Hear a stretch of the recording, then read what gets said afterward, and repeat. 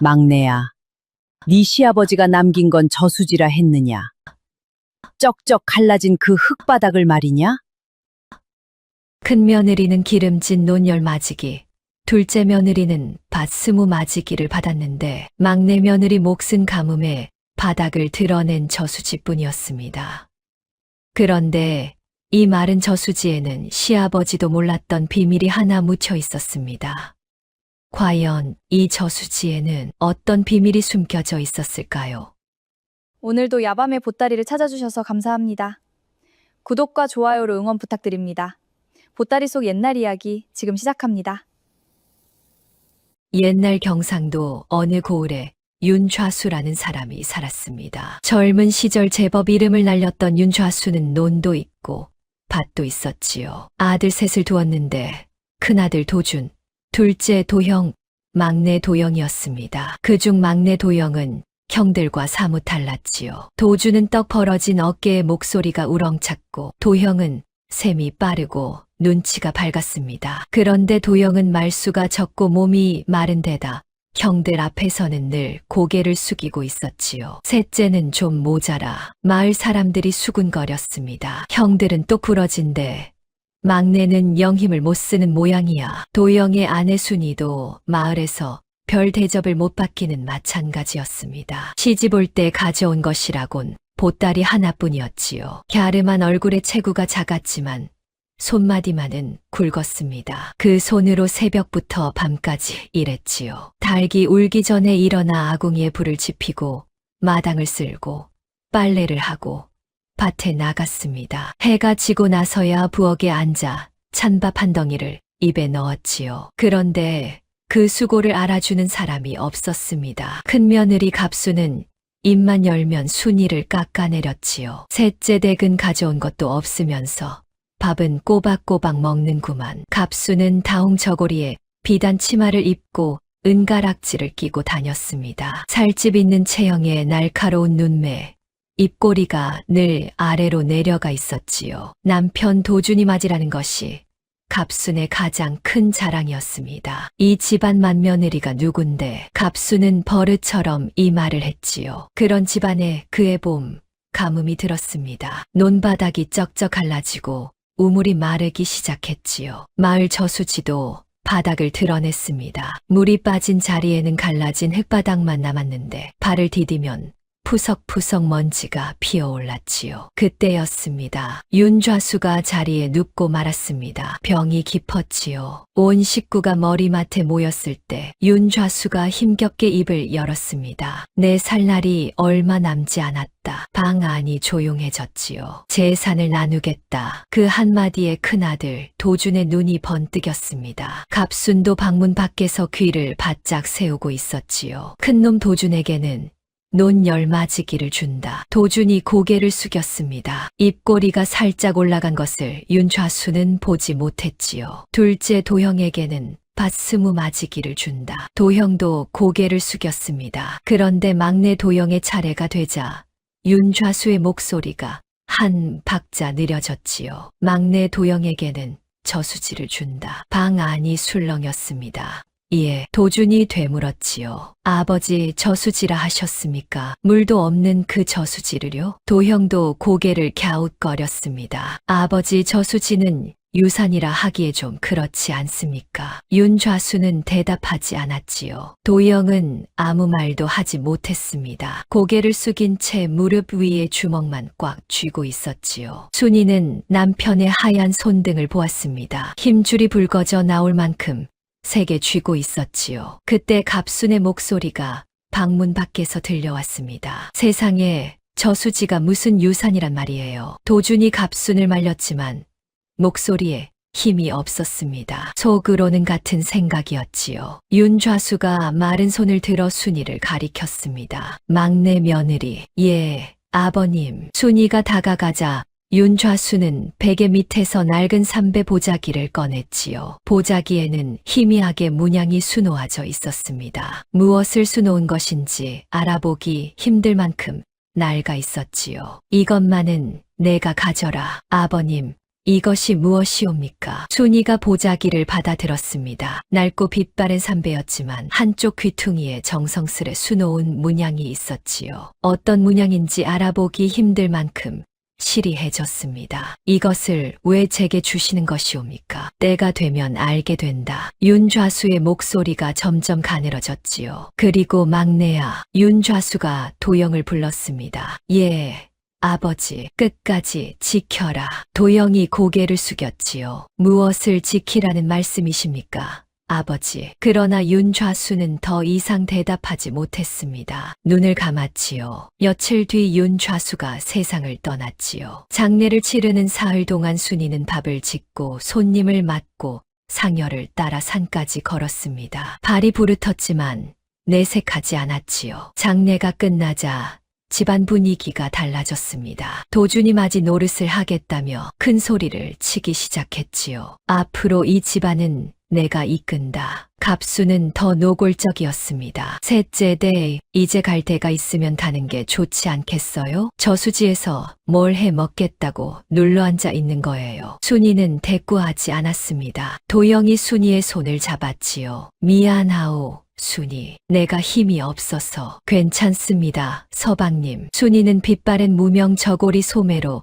눈가를 훔쳤습니다. 아버님이 주신 것이니 저수지로 가겠습니다. 그날로 순이와 도영은 저수지 옆에 움막을 짓고 살기 시작했지요. 처마가 낮고 바람이 새는 움막이었습니다. 비가 오면 천장에서 물이 뚝뚝 떨어졌고 겨울이면 문틈으로 칼바람이 들이쳤지요. 순이는 움막 앞에 서서 저수지를 바라보았습니다. 쩍쩍 갈라진 흙바닥이 끝도 없이 펼쳐져 있었지요. 서방님, 우리 이 땅을 읽고 봅시다. 순이, 이 땅에서 뭘 할 수 있겠소? 도영의 목소리에 기운이 없었습니다. 아버님이 주신 것이니 무엇이든 되겠지요. 순이는 그 말을 믿었습니다. 아니, 믿으려고 했지요. 마을 사람들이 수군거렸습니다. 저수지대기 미쳤나 봐. 쩍쩍 갈라진 흙바닥에서 뭘 한다고. 세상에, 저것 좀 봐. 저수지에 호미질을 하고 있어. 순이는 아랑곳하지 않았습니다. 새벽부터 호미를 들고 저수지 바닥을 파기 시작했지요. 갈라진 흙이 손톱 밑으로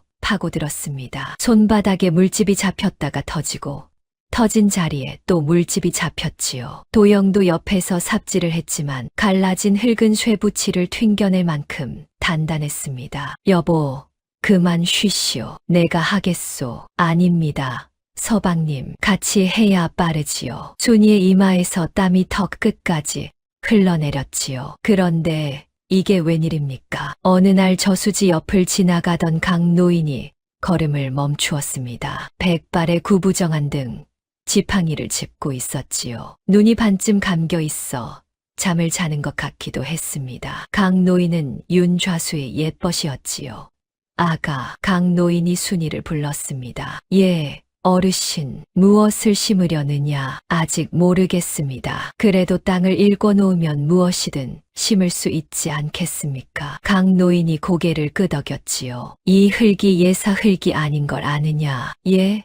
무슨 말씀이십니까? 순이가 손에 묻은 흙을 내려다보았습니다. 강노인은 대답 대신 먼 산을 바라보았지요. 물은 낮은 곳에 모이는 법이니라. 낮은 곳을 지키는 자가 결국 모든 것을 얻게 되느니라. 순이는 고개를 갸웃거렸습니다. 무슨 뜻인지 잘 모르겠었지요. 강노인이 다시 순이를 바라보며 입을 열었습니다. 사람의 값어치는 가진 것이 아니라 읽은 것에 있느니라. 순이는 그 말의 뜻을 깊이 새기지 못했습니다. 예, 어르신, 감사합니다. 고개를 숙이고는 다시 호미질을 시작했지요. 강노인은 한참 동안 서서 순이의 등을 바라보았습니다. 볕에 탄 목덜미 위로 땀이 줄줄 흘러내리고 있었지요. 강노인이 중얼거렸습니다. 윤좌수, 내 눈은 틀리지 않았구나. 그 말을 순이는 듣지 못했지요. 갈라진 흙바닥 위에서 호미 소리만 쩍쩍 울리고 있었습니다. 한편 본가에서는 잔치 분위기였지요. 형님, 논에서 올해 소출이 어떻겠습니까? 도형이 물었습니다. 가뭄이라 좀 줄겠지만 열맞이기면 넉넉하지. 도준이 너털웃음을 지었지요. 갑순이 밥상을 차리며 끼어들었습니다. 그러게 말이에요. 우리는 논이라도 있지.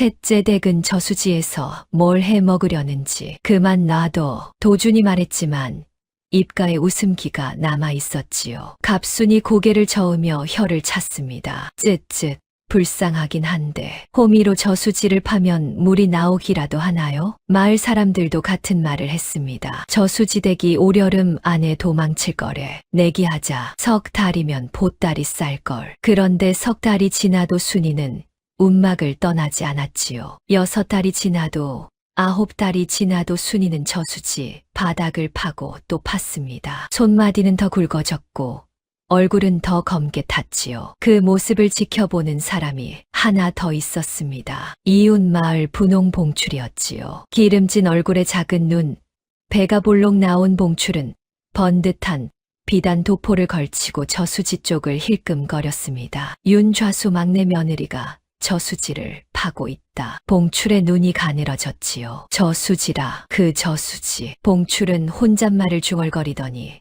하수인을 불렀습니다. 이놈아, 저수지 주변을 좀 알아봐라. 하수인이 고개를 숙이고 물러갔지요. 봉출은 부채를 접으며 고개를 돌렸습니다. 그 얼굴에 스친 것은 걱정이 아니었지요. 탐욕이었습니다. 그해 여름이 유난히 길었습니다. 비 한 방울 내리지 않는 날이 계속되었지요. 논바닥이 거북등처럼 발라지고 우물물이 줄어들고 개울이 말랐습니다. 마을 사람들은 하늘만 올려다보며 한숨을 쉬었지요. 논에 물을 댈 수 없으니 벼가 누렇게 타들어갔습니다. 소들이 개울 바닥을 핥으며 물을 찾아 헤맸지요. 아이들은 우물가에 줄을 서서 물동이 한 개를 기다렸습니다. 그런데 이 가뭄이 가장 심한 곳이 바로 순인의 저수지였습니다. 원래 마을 사람들이 모내기 물을 대던 저수지가 텅 비어 버렸으니 마을 전체가 곤란해진 것이지요. 저수지에 물만 있었어도 이 꼴은 안 당하는데 하필 올해 가뭄이 이렇게 심하다니 마을 사람들의 원망이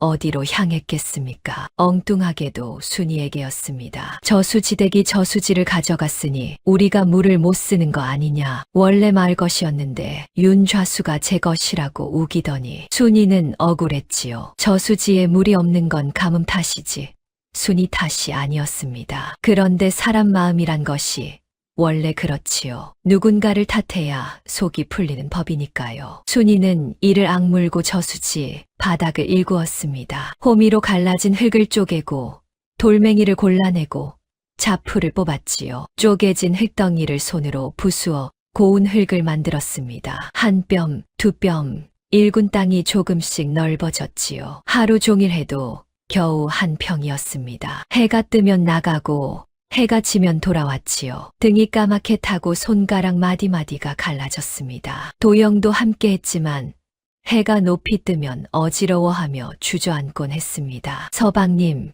안으로 들어가 쉬세요. 아니요. 당신 혼자 두고 어떻게. 제가 더 센 거 아시잖습니까? 순이가 웃으며 말했지요. 도영은 미안한 얼굴로 그늘을 찾아 앉았습니다. 마른 체형의 선한 눈매, 검게 탄 얼굴. 도영은 힘이 세지 않았지만 마음만은 누구보다 따뜻한 사람이었지요. 순이, 오늘은 죽이라도 끓여야겠소. 쌀이 떨어졌으니 괜찮습니다. 뒷산에서 나무를 뜯어 오겠습니다. 순이는 삼배 보자기를 허리에 묶고 산으로 올라갔지요. 산길은 가팔랐지만 순이의 발걸음은 빨랐습니다. 쑥을 뜯고 냉이를 캐고 칡뿌리를 파냈지요. 보자기가 제법 묵직해졌을 때 순이는 바위에 걸터 앉았습니다. 나무를 뜯다가 문득 발밑을 내려다보았지요. 저 멀리 마른 저수지가 보였지요. 갈라진 흙바닥 위에 두 사람의 발자국만 나 있었습니다. 순이와 도영의 발자국이었지요. 아버님은 왜 이 땅을 막내에게 주신 것일까? 순이는 품 삼배 보자기를 꺼냈습니다. 윤좌수가 마지막으로 건네준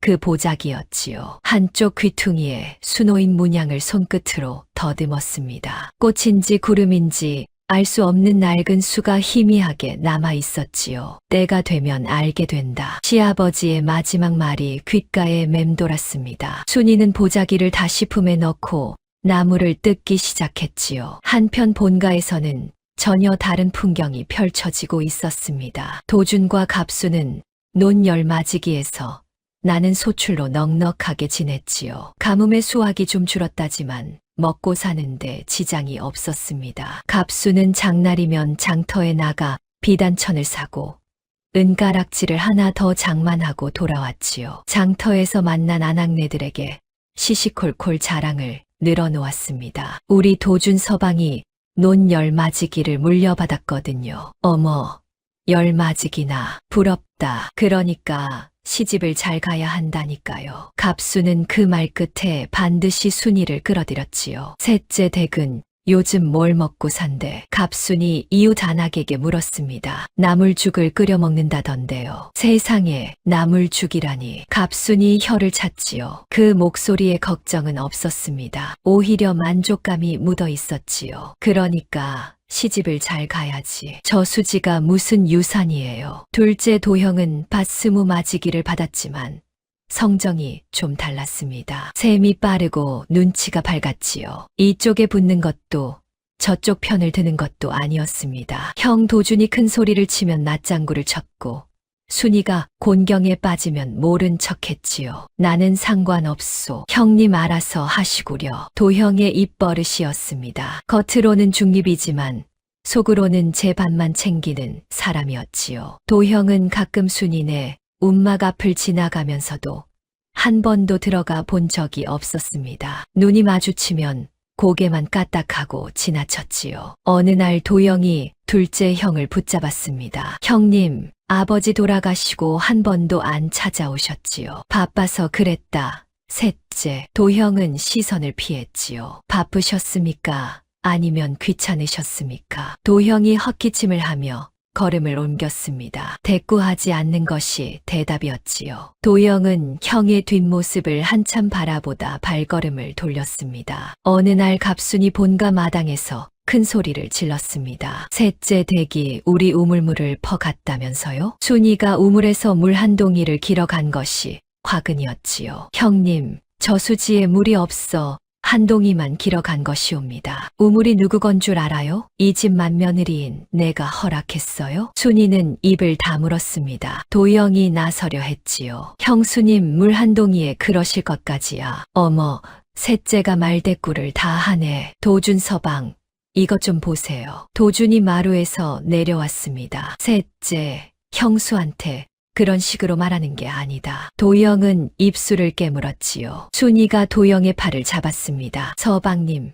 됐습니다. 가시지요. 둘은 빈 물동이를 들고 돌아갔지요. 돌아오는 길에 마을 안악들이 수군거리는 소리가 들렸습니다. 저수지댁 불쌍하긴 하다. 불쌍하긴. 시집을 잘못 갔으면 제 팔자를 탓해야지. 그래도 저렇게 매일 호미질을 하다니. 독하긴 독해. 순이는 못 들은 척 걸었지요. 등 뒤에서 킥킥거리는 소리가 멀어질 때까지 고개를 숙이지 않았습니다. 움막으로 돌아오는 길에 도영이 말했습니다. 내가 힘이 없어서 당신이 이 고생이요. 무슨 말씀을 그리 하십니까? 형님이 말이지. 아버지 살아 계실 때는 저러지 않았소. 도영의 눈이 붉어졌지요. 아버지가 돌아가시니 사람이 변했소. 아니, 원래 저랬는데 내가 몰랐던 건지. 순이는 남편의 손을 잡았습니다. 서방님, 우리한테는 저수지가 있지 않습니까? 저수지가 뭐가 되겠소? 모르는 일이지요. 아버님이 괜히 주셨겠습니까? 도영은 아무 말도 하지 못했습니다. 순이가 마른 저수지를 가리키며 말했지요. 보십시오, 서방님. 제가 일군 자리의 흙빛이 다릅니다. 정말 그랬습니다. 순이가 호미로 파는 자리의 흙은 겉에 갈라진 흙과 빛이 달랐지요. 겉은 회색빛이었지만 안쪽은 붉은 기운이 감도는 검은 흙이었습니다. 순이가 그 흙을 손에 쥐어보았지요. 보통 흙보다 무겁고 손가락 사이로 비비면 미끌미끌한 느낌이 났습니다. 여보, 이 흙 좀 보시오. 냄새가 이상하지 않소. 도영이 코를 가까이 대었지요. 정말이요. 보통 흙 냄새가 아닌데 약방에서 맡던 냄새 같기도 하고. 순이도 맡아보았습니다. 은은하게 양 냄새 비슷한 향이 났지요. 이상하다. 흙에서 이런 냄새가 나다니. 혹시 무엇이 썩은 것은 아닐까요? 아니요. 썩은 냄새와는 다르오. 도영이 흙을 한 줌 더 파보았습니다. 파면 팔수록 검붉은 흙이 더 많이 나왔지요. 그런데 두 사람은 그것이 무엇인지 알 수 없었습니다. 쩍쩍 갈라진 겉을 가래에 묻힌 그 검붉은 흙이 어떤 흙인지 아직은 아무도 몰랐지요. 순이는 그 흙을 삼배 보자기에 한 움큼 싸서 움막 구석에 놓아두었습니다. 혹시 모르니 모아두겠습니다. 도영이 고개를 끄덕였지요. 그날 밤 순이는 잠이 오지 않았습니다. 움막 지붕 사이로 별이 보였지요. 시아버지의 말이 또 떠올랐습니다. 끝까지 지켜라. 무엇을 지키라는 것이었을까요? 순이는 삼배 보자기를 만지작거리다 잠이 들었습니다. 바람이 움막 문틈을 비집고 들어왔지요. 마른 저수지 위로 달빛이 쏟아지고 있었습니다. 갈라진 흙바닥 위에 순이의 발자국만 하얗게 빛나고 있었지요. 옆에서 도영이 잠꼬대를 했습니다. 아버지, 무엇을 지키라는 겁니까? 순이는 남편의 이마를 쓸어주었지요. 서방님도 같은 생각이었구먼요. 순이의 눈시울이 붉어졌습니다. 그 무렵 봉출은 하수인에게서 보고를 받고 있었습니다. 대감, 윤좌수 막내 며느리가 저수지 바닥을 매일 파고 있습니다. 매일. 봉출의 눈이 가늘어졌지요. 혹시 뭘 찾는 것은 아닌가? 그건 모르겠습니다만 흙을 모아두는 것 같습니다. 봉출이 부채를 탁 접었습니다. 윤좌수 그 영감, 나한테 빌린 돈 담보가 저수지였지. 하수인이 고개를 숙였지요. 예.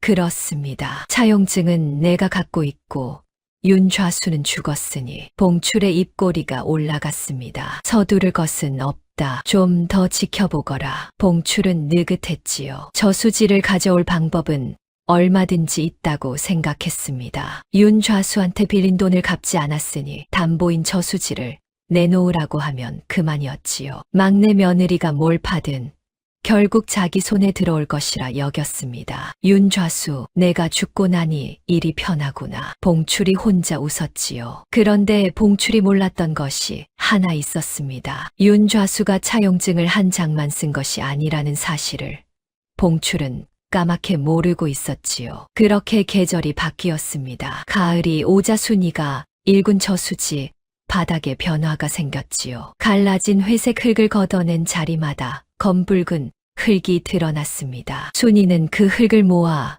움막 한쪽에 쌓아두었지요. 삼배 보자기로 덮어두었는데 며칠이 지나도 흙이 마르지 않는 것이 신기했습니다. 보통 흙은 하루만 지나면 푸석푸석해지는데 이 검붉은 흙은 손에 쥐면 촉촉했지요. 서방님, 이 흙이 보통 흙이 아닌 것 같습니다. 나도 그리 생각하오. 약방에 가져가 물어보면 어떻겠소. 도영의 말에 순이가 고개를 끄덕였지요. 다음 장날 순이는 검붉은 흙을 삼배 보자기에 싸서 장터로 갔습니다. 장터 한쪽에 약방이 하나 있었지요. 늙은 약재상 주인이 흙을 보더니 눈이 커졌습니다. 이것이 어디서 난 흙이요? 저수지 바닥에서 파냈습니다. 저수지 바닥이라고? 약재상이 흙을 코에 가까이 대었지요. 냄새를 맡더니 손가락으로 비벼보고 혀끝에 살짝 대보았습니다. 이것이 약토가 아닌가? 약토라 하셨습니까? 약에 쓰는 흙이요. 상처에 바르면 염증이 가라앉고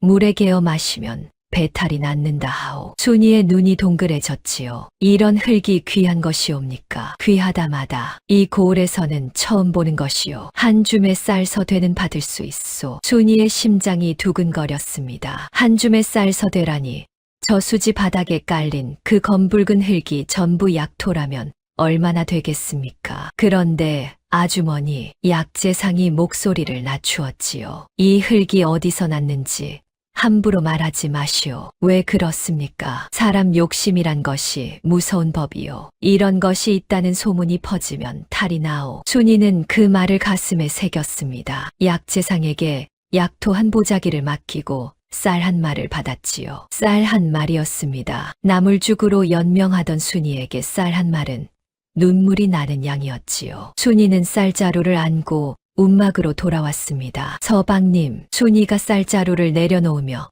숨을 헐떡였지요. 이것이 뭐요? 순이? 쌀이옵니다.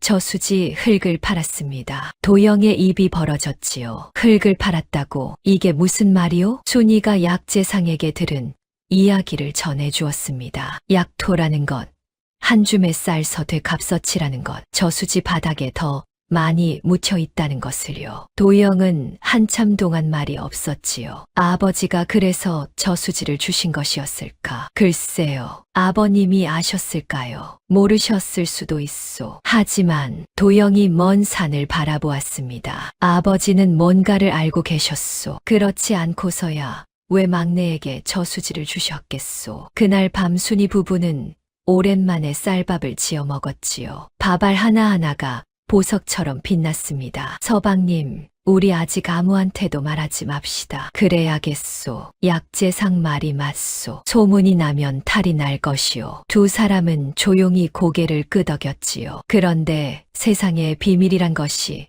오래 가겠습니까? 이것이 기폭제였습니다. 며칠 뒤 장터에서였지요. 약재상이 친한 약재상 하나에게 술김의 말을 흘렸습니다. 야, 내가 기이한 흙을 구했는데 말이야. 기이한 흙, 그게 뭔데? 약토라네. 상처에 바르면 금세 낫고 물에 개면 배앓이가 싹 사라진다네. 약토 설마 그게 이 고을에 있단 말이냐?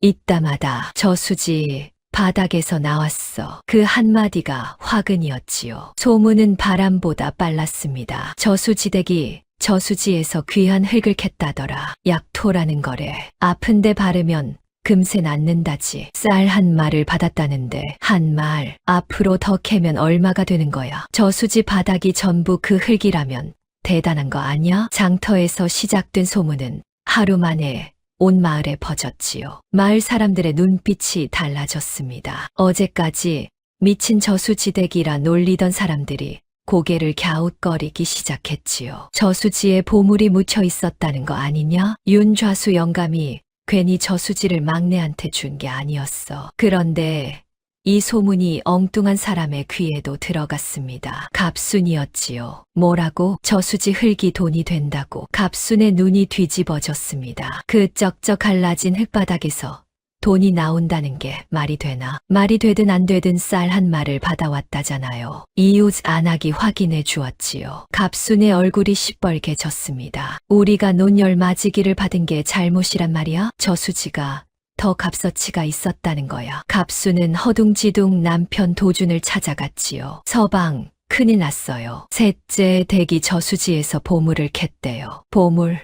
무슨 보물? 약토라나 뭐라나 흙이 돈이 된다는 거예요. 도준의 표정이 굳어졌습니다. 아버지가 알고 저수지를 막내에게 주신 거라면 그렇지요.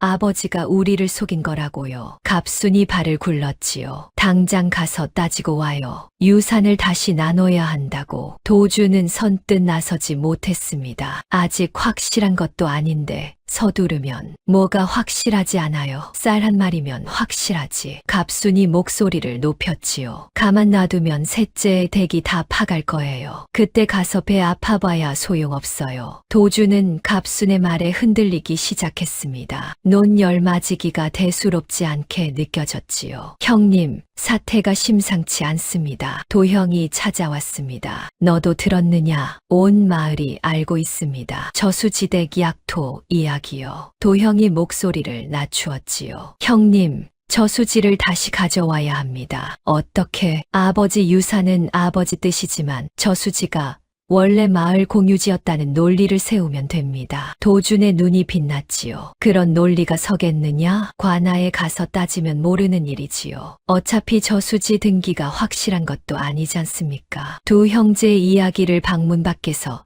듣고 있던 갑순이 끼어들었습니다. 그것보다 더 빠른 길이 있어요. 뭐요? 봉출 어른한테 가면 됩니다. 갑순의 입꼬리가 올라갔지요. 봉출 어른은 이 고을에서 제일 큰 부자예요. 관아에도 줄이 다 있고 아전들도 봉출 어른 말이면 고개를 숙인다고요. 도준의 얼굴에 망설임이 스쳤습니다. 봉출은 아버지와 무슨 관계가 있었지요. 정확히 무슨 사이인지 도준은 몰랐지만 아버지가 살아 계실 때 봉출 이름만 나오면 표정이 굳어지셨습니다. 봉출은 좀 형님이 망설이면 저수지는 남의 것이 됩니다. 도형이 부추겼지요. 아니, 이미 셋째 것이기는 하지만 적어도 약토 이익은 나눠 가져야 하지 않겠습니까? 갑순이 마지막 한마디를 보탰습니다. 셋째 댁이 좋은 꼴 보는 건 못 참겠어요. 그 말 한마디에 도준이 자리에서 일어났지요. 알겠다. 봉추를 만나겠다. 갑순의 눈이 반짝였습니다. 그날 밤이었지요. 도준은 어둠을 틈타 봉출의 집을 찾아갔습니다. 봉출은 대청마루에서 도준을 맞았지요. 기름진 얼굴에 가는 눈,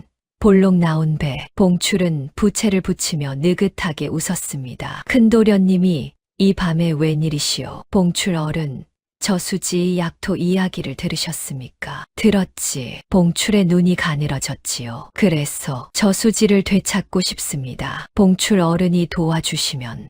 허허. 봉출이 부채를 탁 접었습니다. 큰도련님, 나도 그 저수지에 관심이 있는 사람이요. 예, 윤좌수 어른이 나한테 빚이 있었소. 그 담보가 바로 저수지란 말이요. 도준의 얼굴이 굳어졌지요. 아버지가 봉출 어른한테 빚이 있었다고요? 차용증도 있소. 봉출이 품에서 종이 한 장을 꺼냈습니다. 도준의 눈이 휘둥그레졌지요. 그러니 이렇게 합시다. 봉출이 몸을 앞으로 기울였습니다. 내가 관아에 가서 저수지 소유권을 주장하겠소. 차용증이 있으니 관아에서 받아들일 것이요. 그러면 저수지가 봉출 어른 것이 되는 것 아닙니까? 허허, 걱정 마시오. 봉출이 웃었지요. 저수지에서 나오는 약토 이익의 3할을 큰도련님에게 드리겠소. 3할이요. 그렇소. 큰도련님은 손 하나 안 대고 3할을 가져가는 것이요. 나쁘지 않은 장사 아니겠소. 도주는 한참을 생각했습니다. 아버지가 막내에게 준 저수지를 빼앗는 것이 맞는 일인가. 그런데 갑순의 목소리가 귀에서 울렸지요. 셋째, 댁이 좋은 꼴 보는 건 못 참겠어요. 좋습니다. 도준이 고개를 숙였습니다. 봉출 어른을 따르겠습니다. 봉출의 입꼬리가 귀까지 올라갔지요. 잘 생각하셨소. 후회 없을 것이요. 봉출이 술상을 내오라고 했습니다. 두 사람은 술잔을 부딪히며 미락을 굳혔지요. 달도 없는 밤이었습니다. 그 시각 순이는 움막에서 삼배 보자기를 펼치고 있었지요. 보자기 한쪽에 수놓인 문양을 등잔불 아래에서 자세히 들여다보았습니다. 서방님, 이 문양이 무엇 같습니까? 글쎄, 꽃 같기도 하고 구름 같기도 하고 저는 물결 같아 보입니다. 순이가 손끝으로 실을 더듬었지요. 물결이라. 저수지에 물이 차면 이런 모양이려나. 도영이 중얼거렸습니다. 순이는 보자기를 접어 베개 밑에 넣었지요. 창밖에서 바람 소리가 들렸습니다. 먼 곳에서 천둥이 한 번 울린 것 같기도 했지요. 어쩌면 그것은 천둥이 아니라 순이의 가슴 소리였을지도 모릅니다. 그런데 순이는 알지 못했습니다. 이 밤 저수지를 둘러싼 바람이 이미 불기 시작했다는 것을요. 소문이 퍼진 뒤 순이 부부의 움막 앞에 사람들이 찾아오기 시작했습니다. 저수지댁, 약토라는 것이 정말이요? 나도 좀 구할 수 있겠소. 우리 아이가 종기가 나서 그러는데 흙 한 줌만 주면 안 되겠소. 순이는 난감했지요. 약토가 있다는 것을 숨기고 싶었지만 이미 온 마을이 알고 있었습니다. 조금만 기다려 주십시오. 아직 얼마나 있는지도 모릅니다. 순이가 손사래를 치며 말했지요. 하지만 사람들의 발길은 끊이지 않았습니다. 어떤 사람은 돈을 내밀었고 어떤 사람은 쌀을 가져왔지요. 약토 한 줌이면 곡식서 되라면서 여기 닷되 가져왔으니 2줌만 주시오. 저수지대 우리 어머니 허리가 아파서 그러는데 약토 좀 팔아주시오. 순이는 찾아오는 사람마다 약토를 조금씩 나눠주었습니다. 거절하지 못하는 성격이었지요. 도영이 걱정스러운 얼굴로 말했습니다. 순이, 이렇게 나눠주기만 하면 우리한테 남는 것이 없소. 그래도 아픈 사람한테 안 줄 수가 있습니까? 그 마음은 알겠소만 소문이 더 커지면 감당이 안 될 것이오. 도영의 말이 맞았지요. 소문은 이미 이웃 마을까지 번지고 있었습니다. 장터에서 만난 아낙 하나가 순이에게 귓속말을 했지요. 저수지대 조심하슈. 봉출 영감이 관아에 줄을 대고 있다는 소문이 있수. 관아에요? 아전들한테 뇌물을 먹였다는 말이 있어 저수지 빼앗으려고. 순이의 등줄기가 서늘해졌습니다. 그뿐이 아니었지요. 도영이 장터에 갔다가 얼굴이 하얗게 질려서 돌아왔습니다. 순이, 큰일 났소. 무슨 일이옵니까? 봉출 영감이 관아에 소장을 넣었다고 하오. 순이의 손에서 호미가 떨어졌지요. 소장이라 하셨습니까?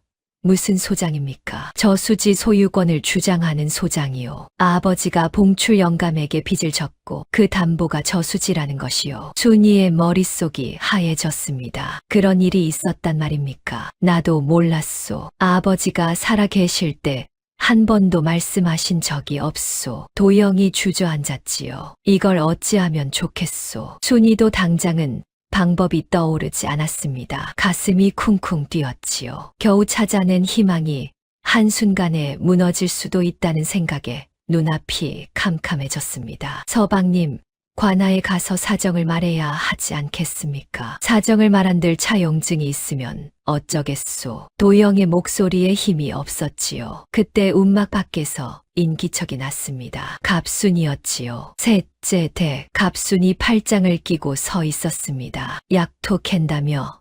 돈이 된다며? 형님, 지금 그 이야기를 하러 오신 것이옵니까? 이야기가 아니라 할 말이 있어서 왔어요. 갑순이 움막 안을 둘러보더니 코웃음을 쳤지요. 이런 데서 살면서 약토가 나왔으니 좋겠다 이거지. 그런데 말이에요. 갑순이 한 발짝 다가왔습니다. 유산을 다시 나눠야 하지 않겠어요? 유산은 아버님이 나누신 것이옵니다. 순이의 목소리가 가늘게 떨렸지요. 아버님이 나눴으면 어때요? 저수지에 그런 것이 있는 줄 알았으면 아무도 막내한테 안 줬을 거예요. 그러니까 아버님이 주신 것 아닙니까? 순이가 고개를 들었습니다. 그 말에 갑순이 순간 할 말을 잃었지요. 하지만 금방 목소리를 높였습니다. 좋아요. 순순히 안 나누겠다 이거죠. 그러면 관아에서 만나요. 봉출 어른이 이미 소장을 넣었으니까. 갑순이 돌아서며 내뱉었지요. 기름진 논열 마지기 놔두고 쩍쩍 갈라진 저수지 가져간 것이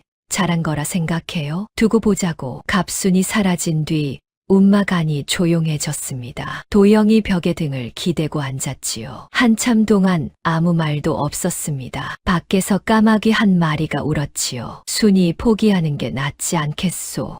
예, 우리가 봉출 영감을 이길 수 있겠소. 관아에 줄이 닿는 사람이요. 서방님, 형님도 갑순이도 다 봉출 편이요. 둘째 형님도 못 본 척하지. 우리 편은 아무도 없소. 도영의 눈에 물기가 맺혔지요. 나는 당신이 더 고생하는 꼴을 못 보겠소. 차라리 저수지를 내주고 어디 가서 새로 시작합시다. 순이는 답하지 못하고 움막 밖으로 나갔습니다. 저수지를 바라보며 서 있는데 뒤에서 지팡이 소리가 들렸지요. 강노인이었습니다. 아가, 얼굴이 어둡구나. 어르신. 순이가 고개를 숙였지요. 봉출이가 관아에 소장을 넣었다지. 어르신도 아십니까? 이 마을에서 모르는 사람이 없느니라. 강노인이 지팡이를 짚고 순이 옆에 섰지요. 마른 저수지를 함께 내려다보았습니다. 아가, 물은 어디로 가느냐?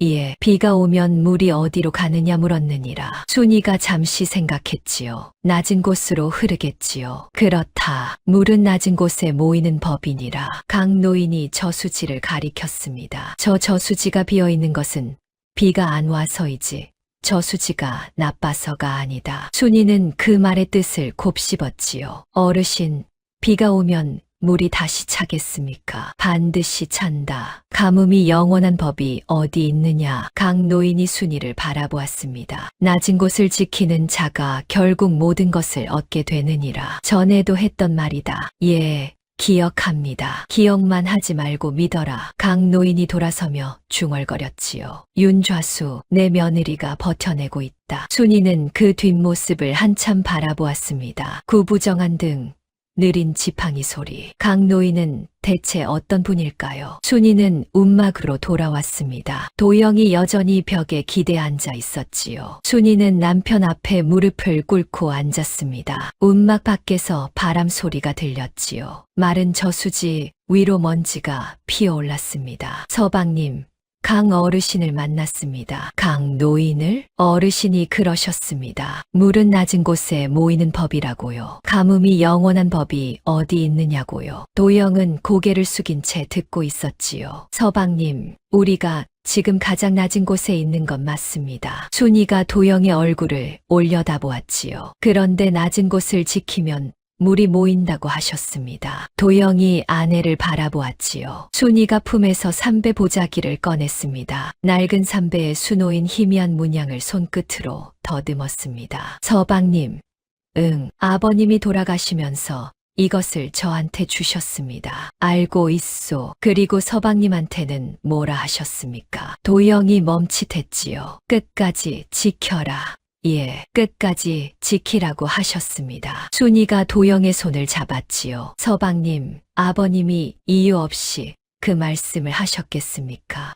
그야 아버님은 이런 날이 올 줄 아셨던 것이옵니다. 누군가가 빼앗으려 할 줄 아셨기에 끝까지 지키라 하신 것이옵니다. 도영은 아내의 얼굴을 바라보았습니다. 빛바랜 무명 저고리에 갈라진 손, 볕에 탄 얼굴. 그런데 눈빛만은 등잔불처럼 흔들림 없이 밝았지요. 순이, 저는 이 저수지를 지키겠습니다. 순이의 목소리가 단단했지요. 아버님이 주신 것을 아버님 뜻도 아닌 사람에게 내줄 수는 없습니다. 하지만 봉출 영감이, 봉출 어른이 관아에 가든 어디를 가든 상관없습니다. 차용증이 있다 해도 유산은 유산이옵니다. 아버님이 살아 계실 때 갚으셨을 수도 있고 다른 사정이 있었을 수도 있습니다. 순이가 자리에서 일어났지요. 저는 내일 관아에 가서 사정을 호소하겠습니다. 관아에 간다고? 예, 가만히 앉아서 빼앗기느니 직접 가서 말하겠습니다. 아버님의 유언이 거짓이 아니라는 것을 호소하겠습니다. 도영이 한참을 바라보다 천천히 고개를 끄덕였지요. 알겠소, 가겠소, 나도 같이. 서방님, 순이의 눈가가 젖었습니다. 고맙습니다. 내가 고마워해야 할 사람은 당신이요. 도영이 순이의 손을 꽉 잡았지요. 아버지 말씀대로 하겠소. 끝까지 지키겠소. 그 밤 순이는 잠들지 못했습니다. 등잔불이 꺼질 때까지 삼배 보자기를 무릎 위에 펴놓고 있었지요. 문양이 등잔불에 일렁이며 물결치는 것처럼 보였습니다. 아버님, 저는 지키겠습니다. 순이가 작은 목소리로 말했지요. 이 땅이 무엇을 품고 있든 아버님이 주신 것이니 제가 지키겠습니다. 움막 밖에서 풀벌레 소리가 들렸습니다. 멀리서 부엉이 한 마리가 울었지요. 마른 저수지 위로 별빛이 쏟아지고 있었습니다. 다음 날 이른 아침이었지요. 순이는 깨끗한 옷으로 갈아입고 머리를 단정히 빗었습니다. 빛바랜 저고리였지만 구김 하나 없이 다려 입었지요. 허리춤에 삼배 보자기를 단단히 묶었습니다. 도영도 삼배 도포를 걸쳤습니다. 순이, 무섭지 않소. 무섭습니다. 순이가 솔직하게 말했지요. 그래도 가야 합니다. 그래야지. 도영이 주먹을 꽉 쥐었습니다. 어제까지 주눅 들어있던 도영의 눈에 불씨 같은 것이 떠올랐지요. 순이는 그 눈빛을 보고 처음으로 마음이 놓였습니다. 가시지요, 서방님. 가자. 순이. 두 사람은 나란히 관아를 향해 걸었지요. 아침 해가 마른 저수지 위로 떠오르고 있었습니다. 갈라진 흙바닥이 햇살을 받아 금빛으로 반짝였지요. 순이는 뒤를 한번 돌아보았습니다. 움막이 작게 보였지요. 그 옆으로 끝없이 펼쳐진 마른 저수지, 쩍쩍 갈라진 흙바닥 위에 순이의 곰이 자국만 줄줄이 나 있었습니다. 순이가 고개를 돌려 앞을 보았지요. 돌이킬 수 없는 발걸음이었습니다. 관아에서 돌아온 순이 부부의 표정은 밝지 않았습니다. 원님은 봉출의 소장을 접수한 상태였고 순이 부부에게는 한 달 안에 반증을 내라고 했지요. 한 달이라. 한 달 안에 무엇을 할 수 있겠소? 도영이 한숨을 쉬었습니다. 할 수 있는 것부터 합시다. 서방님, 순이는 풀이 죽지 않았지요. 관아에서 오는 길에 강 노인의 오두막 앞을 지나쳤습니다. 강 노인이 마당에서 약초를 말리고 있었지요. 아가, 관아에 다녀왔느냐? 예, 어르신. 한 달 안에 반증을 내라 하였습니다. 한 달이면 넉넉하다. 넉넉하다뇨? 저한테는 아무 증거가 없는데요. 순이의 목소리가 떨렸지요. 강 노인이 마당 한쪽에 놓인 돌 위에 앉으라고 손짓했습니다. 아가, 이리 앉거라. 순이가 조심스레 앉았지요. 강 노인이 말리고 있던 약초를 하나 집어들었습니다. 이것이 무슨 풀인지 아느냐? 모르겠습니다, 어르신. 쑥이다. 쑥은 쓴 풀이지만 상처에 바르면 독을 빼느니라. 순이가 고개를 끄덕였지요. 그런데 쑥을 그냥 바르면 효험이 적고 하셨다. 약토에 개어 바르면 효험이 10배가 되느니라. 약토예요. 순이의 눈이 커졌습니다. 어르신, 약토를 아십니까? 강 노인이 빙그레 웃었지요. 이 늙은이가 아는 것이 몇 가지 있느니라. 강 노인은 순이에게 약초와 약토를 함께 쓰는 법을 가르쳐 주기 시작했습니다. 약토에 쑥을 섞어 반죽하면 종기에 좋은 고약이 된다는 것이었지요. 약토에 칡뿌리 가루를 섞으면 배탈에 듣는 약이 된다는 것이었습니다. 쑥은 이렇게 찧어야 하느니라. 너무 곱게 빻으면 효험이 줄고 너무 굵으면 살에 붙지 않는다. 강 노인이 돌절구에 쑥을 넣고 찧어 보여주었지요. 순이는 눈을 반짝이며 하나하나 외웠습니다. 이것을 약토와 반반씩 섞어라. 물을 조금 넣어 되직하게 개면 고약이 완성이다. 순이가 직접 해보았지요. 검붉은 약토에 쑥 반죽을 섞으니 향긋하면서도 은은한 약 냄새가 났습니다. 어르신, 이렇게 쉬운 것이었습니까? 쉬운 것이 아니라 알면 쉬운 것이니라. 모르면 그저 흙이고 알면 약이 되는 법이다. 강 노인이 웃었지요. 사람도 마찬가지 아니겠느냐. 모르면 그저 천한 며느리이고 알면. 강 노인이 순이를 바라보았습니다. 보물이 되는 것이지. 순이는 그 말에 코끝이 시큰해졌지요. 어르신, 이 약토가 정말로 귀한 것이옵니까? 귀하고 말고 이런 흙은 천년에 한 번 만들어지느니라. 물이 고이고 풀이 썩고 또 물이 고이고 흙이 쌓이고 그것이 겹겹이 쌓여야 만들어지는 것이다. 강 노인이 마른 저수지 쪽을 바라보았지요. 저 저수지가 왜 저수지인 줄 아느냐? 물이 모이는 곳이기 때문이다. 물이 모이고 빠지기를 수백 년 반복한 곳이니 바닥에 약토가 있는 것이 당연한 이치이니라. 순이는 그제야 알 것 같았습니다. 저수지가 그저 마른 땅이 아니라 오랜 세월이 만들어 낸 보물 창고라는 것을요. 어르신은 이것을 어떻게 아십니까? 강 노인이 웃기만 했지요. 이 늙은이가 젊었을 때 윤좌수 어른과 함께 글을 읽었느니라. 아버님과요? 그렇다. 윤좌수는 내 벗이었다. 순이가 놀라 입을 벌렸지요. 벗이라 하셨습니까? 같은 서당에서 천자문을 외우고 같은 계율에서 멱을 감고 자랐느니라. 강 노인의 눈가에 주름이 깊어졌습니다. 윤좌수가 마지막으로 나를 찾아왔을 때 이런 말을 했다. 순이가 숨을 죽였지요. 막내 며느리가 저수지를 지켜줄 것이라고. 그 아이는 흙의 가치를 알아볼 눈이 있다고. 순이의 눈에서 눈물이 뚝 떨어졌습니다. 아버님이 그런 말씀을 하셨습니까? 그래서 이 늙은이가 너를 지켜보고 있었느니라. 강 노인이 순이의 어깨를 토닥였지요. 아가, 사람의 값어치는 가진 것이 아니라 읽은 것에 있다고 했던 말을 기억하느냐? 예. 기억합니다. 그 말은 윤좌수가 나한테 한 말이다. 내가 너한테 전한 것이지. 순이는 그제야 강 노인이 왜 자신을 지켜보고 있었는지 알았습니다. 시아버지가 보낸 사람이었지요. 어르신, 한 가지만 여쭙겠습니다. 말해보거라. 아버님이 봉출 어른한테 빚이 있었다는 것이 사실입니까? 강 노인의 표정이 굳어졌지요. 빚이 있었느니라. 하지만 강 노인이 말을 끊었습니다. 하지만 윤좌수가 갚지 않았을 리가 없다. 갚으셨다는 말씀이십니까? 윤좌수는 빚을 지고 사는 사람이 아니었느니라. 다만 증거를 어디에 남겼는지는 이 늙은이도 모른다. 강 노인이 지팡이를 짚고 일어났지요. 아가, 답은 저수지에 있을 것이다. 윤좌수가 내게 저수지를 준 것은 그 땅만 준 것이 아니니라. 순이는 그 말을 가슴에 새겼습니다. 답은 저수지에 있다. 오두막을 나서는 순이의 발걸음이 단단해졌지요. 그날부터 순이의 하루가 달라졌습니다. 아침에 일어나면 저수지로 가서 약토를 캤지요. 캔 약토는 움막 뒤에 가마니를 깔고 널어 말렸습니다. 강 노인에게 배운 대로 쑥을 섞어 고약을 만들었지요. 칡뿌리 가루를 섞어 배탈약도 만들었습니다. 순이의 움막 앞에 작은 약방이 차려진 것이나 다름없었지요. 첫 번째 손님은 마을 이장집 아이였습니다. 등에 종기가 나서 열이 나고 있었지요. 저수지댁 약토 고약이 듣는다며 우리 아이 좀 살려주시오. 이장 아내가 아이를 업고 왔습니다. 순이가 약토 고약을 종기에 발라주었지요. 하루에 2번, 아침 저녁으로 갈아 바르시오. 사흘 뒤 이장 아내가 다시 찾아왔습니다. 저수지댁 세상에 종기가 쏙 빠졌소. 아이의 등을 보여주었지요. 종기가 있던 자리가 깨끗해져 있었습니다. 이 약토가 이렇게 잘 듣다니 세상에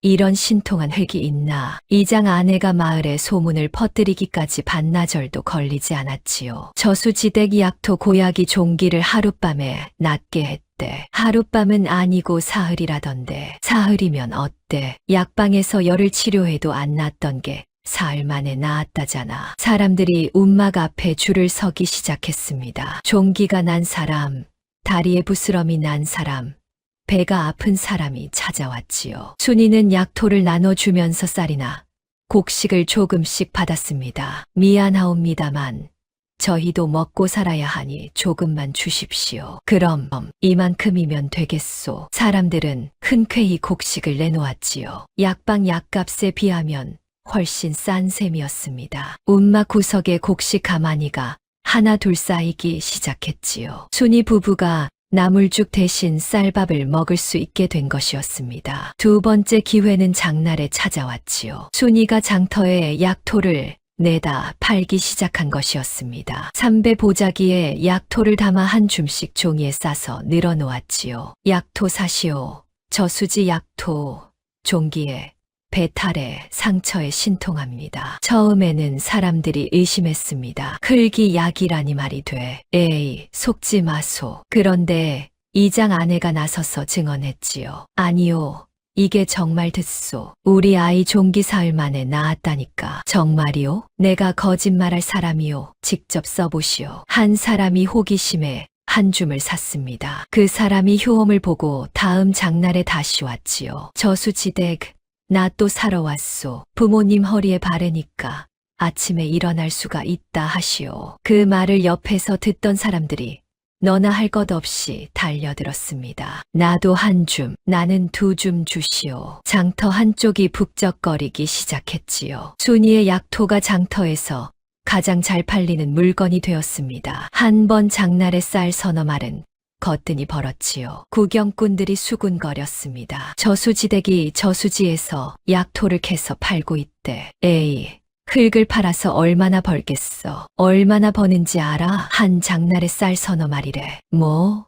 서너 말. 그 쩍쩍 갈라진 흙바닥에서 그게 나온다고? 마을 사람들의 수군거림이 놀림에서 부러움으로 바뀌기 시작했지요. 세 번째 기회는 순이도 예상치 못한 곳에서 왔습니다. 이웃 고을 안동에서 약재상 하나가 소문을 듣고 찾아온 것이지요. 이보시오.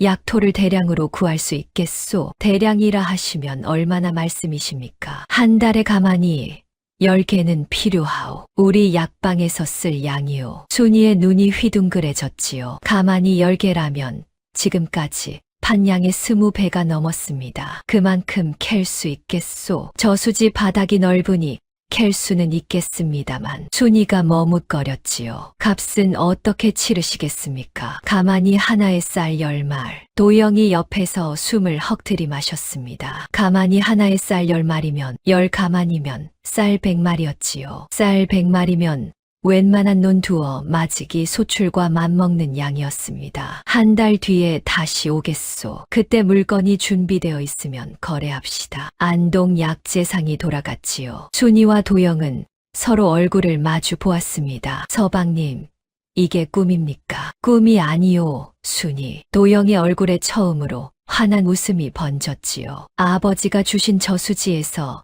이런 일이 벌어지다니. 순이도 웃었습니다. 하지만 마음 한구석이 무거웠지요. 봉출의 소장이 관아에 접수되어 있었습니다. 한 달 안에 반증을 내야 했지요. 약토로 돈을 벌어도 저수지를 빼앗기면 아무 소용이 없었습니다. 서방님, 돈을 버는 것도 중요하지만 저수지를 지키는 것이 먼저입니다. 알고 있소. 도영이 고개를 끄덕였지요. 반증을 찾아야 하오. 아버지가 봉출에게 빚을 갚았다는 증거를. 순이는 삼배 보자기를 꺼내 무릎 위에 펴 놓았습니다. 강 노인의 말이 떠올랐지요. 답은 저수지에 있을 것이다. 순이는 보자기 위에 물결 문양을 손끝으로 더듬었습니다. 저수지. 답은 저수지에 있다. 그런데 마른 저수지 바닥에서 대체 무엇을 더 찾을 수 있단 말입니까? 안동 약재상이 돌아간 뒤 순이는 본격적으로 약토를 캐기 시작했습니다. 해가 뜨기 전에 저수지로 나갔지요. 호미로 겉흙을 걷어내고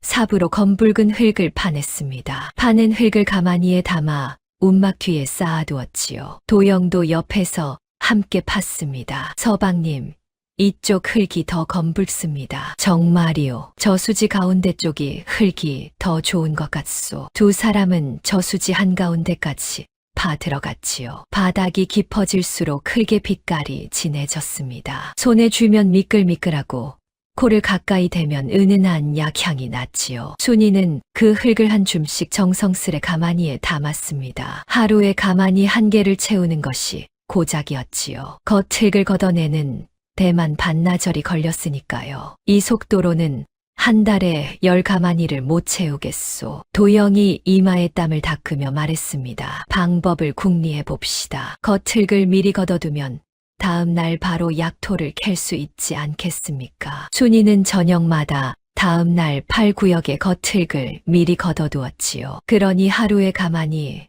2개를 채울 수 있게 되었습니다. 약재상과의 거래 날이 다가오자 순이는 한 가지 시도를 더 했지요. 각 노인에게 배운 대로 약토 고약과 약토 배탈약을 미리 만들어 놓은 것이었습니다. 약토만 파는 것보다 약으로 만들어 팔면 값을 더 받을 수 있었지요. 서방님, 약토 한 줌에 쌀 서되이지만 고약으로 만들면 한 줌에 쌀 닷되는 받을 수 있습니다. 그건 그렇소만 만드는데 품이 들지 않소. 품이 들어도 남는 것이 더 많습니다. 순이의 계산이 빨랐지요. 도영이 고개를 끄덕였습니다. 당신이 하자는 대로 하겠소. 네 번째 사건은 마을 약방 주인과의 충돌에서 벌어졌습니다. 마을 약방 주인 최생원이 순이를 찾아왔지요. 이보시오. 저수지대 약토니 고약이니 하면서 약방 행세를 하면 곤란하오. 약방 행세라뇨? 약은 약방에서 파는 것이오. 아무나 약을 만들어 팔면 사람이 다치오. 최생원의 얼굴이 시뻘겠지요. 약토 고약 때문에 약방 손님이 줄었던 것이었습니다. 저는 약방을 차린 것이 아니옵니다. 약토를 파는 것뿐이옵니다. 약토에 쑥을 섞어 고약을 만들면 그게 약 아니고 뭐요? 순이가 조용히 말했지요. 최생원 어른, 그러시면 약방에서도 약토를 쓰시면 되지 않겠습니까? 저한테 약토를 사시면 됩니다. 약방에서 약토를 넣은 약을 만들면 더 잘 듣지 않겠습니까? 최생원이 입을 벌렸다 다물었지요. 생각해보니 그 말이 맞았습니다. 약토를 약방에서 쓴다. 예, 약방에서 쓰시면 더 좋은 약을 만들 수 있으실 것이옵니다. 최생원이 한참을 뜸을 들이더니 고개를 끄덕였지요. 좋소. 약토를 약방에서 사겠소. 적이 될 뻔한 사람이 거래처가 된 것이었습니다. 한편 이웃 고을에서 손님이 찾아오기 시작한 것은 예상 밖이었지요. 안동 약재상이 퍼뜨린 소문을 듣고 상주에서 약재상 하나가 왔습니다. 이보시오. 약토가 정말로 여기서 나는 것이오? 예. 저수지 바닥에서 캡니다. 한번 보여줄 수 있겠소? 순이가 가마니를 열자 상주 약재상이 감탄했지요. 이야, 이것은 상품이요. 색깔이 좋고 향이 진하오. 감사합니다. 우리 약방에서도 매달 가마니 5개는 쓸 수 있소. 거래하겠소. 순이의 약토 사업이 두 고을로 넓어진 것이었습니다. 안동에서 10가마니, 상주에서 5가마니, 한 달에 쌀 150마를 벌 수 있게 되었지요. 이 소문은 마을을 완전히 뒤집어 놓았습니다. 저수지댁이 한 달에 쌀 150마를 번다더라. 150말, 논열맞이기 소출보다 많은 거 아냐? 큰 며느리가 논열맞이기 받고 자랑하더니 막내 며느리 저수지가 10배는 더 벌잖아. 구경꾼들이 혀를 내둘렀지요. 세상에 누가 저수지가 쓸모없다 했어. 그러게 사람 일은 모르는 거라니까. 그런데 순이는 돈만 벌고 있지 않았습니다. 마을에 아픈 사람이 있으면 약토 고약을 공짜로 나눠주었지요. 종기가 난 아이, 허리를 삔 노인, 손이 갈라진 아낙네. 순이는 약토를 싸서 직접 가져다 주었습니다. 돈은 나중에 갚으시오. 먼저 낫는 것이 급하지 않습니까? 사람들이 감동했지요. 저수지댁은 돈을 벌어도 변하지 않는구나. 원래 착한 사람이었어. 우리가 놀린 게 부끄럽지. 5번째 사건은 마을 건너편 호러먼 막순내에서 벌어졌습니다. 막순의 시어머니가 등창이 나서 꼼짝을 못하고 있었지요. 등에 주먹만 한 등창이 골마서 열이 나고 밥도 못 먹은 지 사흘이었습니다. 저수지댁, 우리 시어머니 좀 살려주시오. 약방에 갈 돈이 없소. 막순이 눈물을 글썽이며 찾아왔습니다. 순이는 당장 약토 고약을 싸들고 막순내로 갔지요. 시어머니의 등을 보니 등창이 시뻘겋게 부어 있었습니다. 어머니, 좀 아프시겠지만 참으셔야 합니다. 순이가 조심스레 고약을 발랐지요. 시어머니가 이를 악물었습니다. 저수지대, 고맙소. 이 은혜를 어찌 갚으리. 은혜가 다 무엇이옵니까? 어서 나으셔야지요. 순이는 사흘 동안 매일 막순내를 찾아가 고약을 갈아 발라주었지요. 하루 2번 갈아 바르시고 이 가루는 물에 타서 드시게 하십시오. 돈은 얼마? 돈은 됐습니다. 아니, 공짜라니 그건. 약이 필요한 사람한테 돈을 받으면 되겠습니까? 나중에 형편이 나아지면 그때 갚으시오. 막순이 순이 앞에서 절을 했지요. 닷새 뒤 막순의 시어머니가 자리에서 일어났습니다. 저수지대기 은인이요.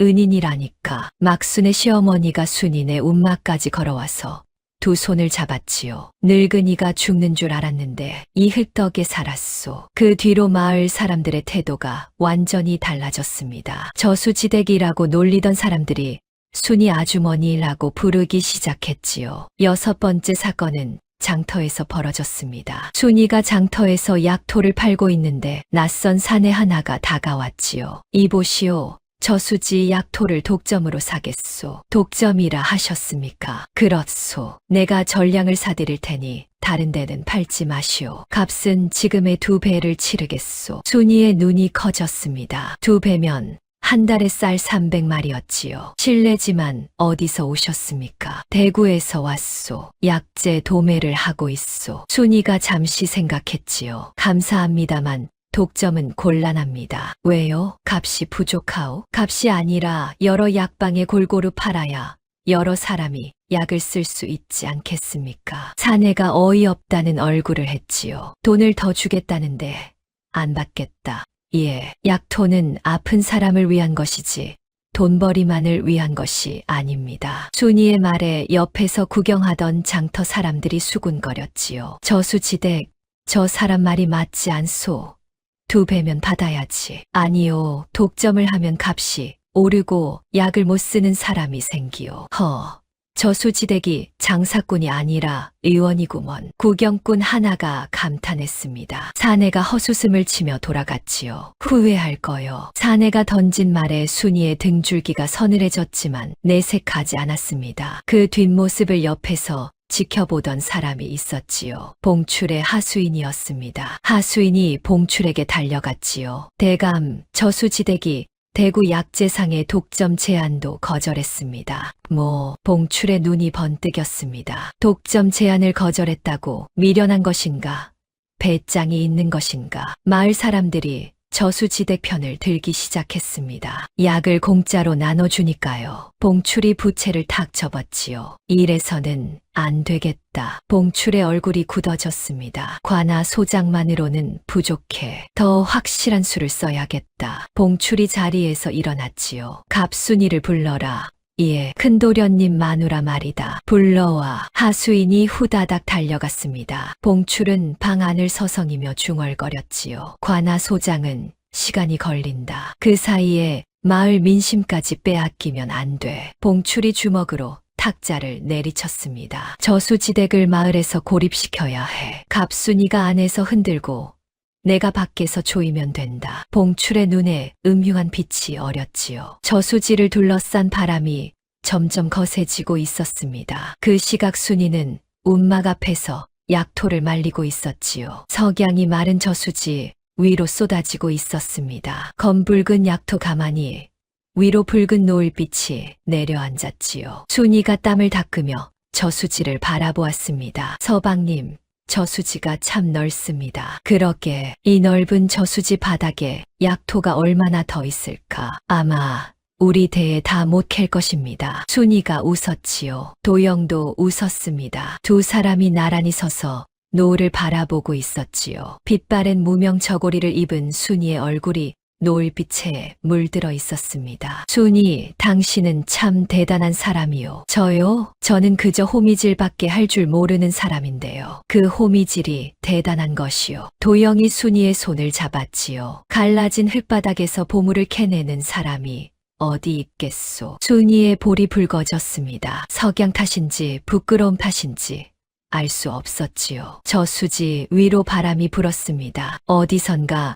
흙냄새가 은은하게 풍겨왔지요. 그런데 이 평온한 저녁 풍경이 얼마나 오래 갈 수 있겠습니까? 봉출의 손이 이미 움직이기 시작했으니까요. 그로부터 한 달이 흘렀습니다. 순이의 약토 장사는 날로 커졌지요. 안동, 상주에 이어 대구에서도 약재상이 찾아왔습니다. 움막 뒤에 약토 가마니가 산더미처럼 쌓였지요. 마을 사람들이 수군거렸습니다. 저수지대기, 이 고을에서 제일 부자 되는 거 아냐? 논 10마지기 받은 큰 며느리보다 10배는 더 버는 것 같은데. 세상에 마른 저수지에서 보물이 나오다니. 순이 부부의 움막도 달라졌지요. 허름한 움막을 허물고 기와는 아니지만 반듯한 초가를 올렸습니다. 방 2칸에 부엌, 마당까지 갖춘 집이었지요. 순이는 깨끗한 무명 저고리로 갈아입었습니다. 아직 비단은 아니었지만 구김없이 다려 입은 모습이 단정했지요. 도영도 삼배 대신 무명 도포를 걸쳤습니다. 어깨가 펴지고 목소리에 힘이 붙었지요. 그런데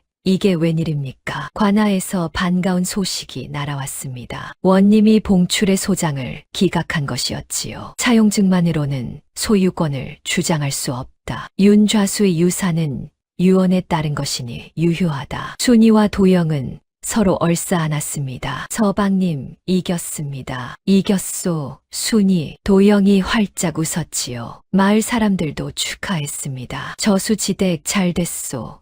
당연히 이겨야지. 봉출 영감이 어디서 남의 땅을 넘보려 했어. 이장이 술상을 차려 순이 부부를 대접했지요. 저수지대기, 이 마을의 자랑이요. 순이는 부끄러워하며 고개를 숙였습니다. 제가 무슨 자랑이옵니까? 마을 어르신들 덕이지요. 가짜 승리였습니다. 순이도 도영도 마을 사람들도 이것이 끝이라고 생각했지요. 순이는 그날 밤 삼배 보자기를 펼쳐놓고 기도를 드렸습니다. 아버님, 저수지를 지켰습니다. 도영이 옆에서 아내의 손을 잡았지요. 순이, 이제 편히 살 수 있겠소. 예, 서방님, 이제 걱정 놓으셔도 됩니다. 두 사람은 오랜만에 편안한 밤을 보냈지요. 그런데 끝이 아니었습니다. 봉출은 관아 소장 기각에 치를 떨고 있었지요. 감히 내 소장을 기각해. 봉출이 술상을 엎었습니다. 하수인이 엎어진 술잔을 치우며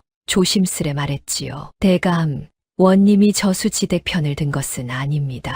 유산법에 따라 기각한 것이니 다른 경로로 접근하면 됩니다. 다른 경로? 원님의 약점을 잡으면 됩니다. 봉출의 눈이 번뜩였지요. 봉출의 집 안채에서 밀담이 벌어졌습니다. 봉출과 갑순이 마주 앉아 있었지요. 봉출 어른, 소장이 기각됐다면서요? 갑순의 얼굴이 새하얘져 있었습니다. 기각되었소. 봉출이 차갑게 말했지요. 하지만 끝난 것이 아니요. 무슨 뜻이에요? 원님이 바뀌면 달라지요. 아니, 원님을 바꿀 필요도 없소. 봉출이 부채를 펼치며 말했습니다. 원님의 약점을 잡으면 돼요. 갑순이 눈을 동그랗게 떴지요. 약점이라니요. 원님도 사람이요. 돈이 필요하고 가명에 올릴 성적이 필요하지. 내가 길을 찾아보겠소. 봉출은 그날부터 관아 아전들에게 은밀히 접촉하기 시작했습니다. 뇌물이 오갔지요. 아전 하나가 봉출에게 정보를 흘렸습니다. 대감,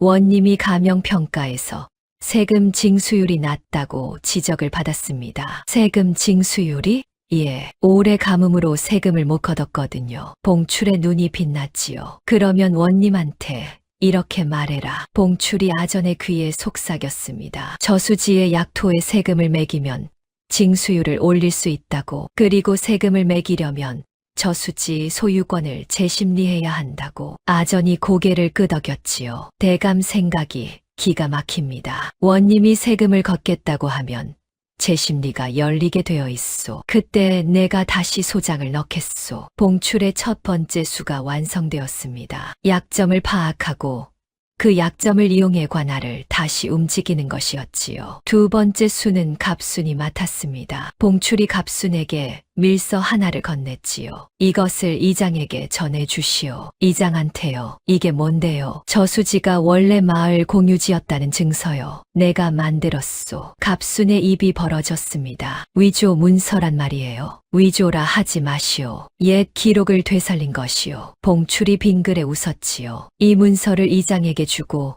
마을 사람들 사이에 이런 말을 퍼뜨리시오. 무슨 말을요? 저수지는 원래 마을 것이었는데 윤좌수가 사사로이 가져간 것이다. 그러니 마을에 돌려줘야 한다. 저수지를 마을에 돌려주면 약토를 마을 사람들이 나눠 쓸 수 있다. 갑순이 고개를 끄덕였지요. 마을 사람들이 저수지대 편이 아니라 마을 편이 되게 하라는 거지요? 그렇소. 아무리 순이가 약을 공짜로 나눠줘도 저수지가 마을 것이라는 소문이 퍼지면 민심이 바뀌어 봉출의 이간질이 시작된 것이었습니다. 갑수는 그날부터 마을 아낙네들을 하나씩 만나기 시작했지요. 있잖아. 내가 기가 막힌 이야기를 들었는데 뭔데? 저수지가 원래 마을 공유지였다는 거야.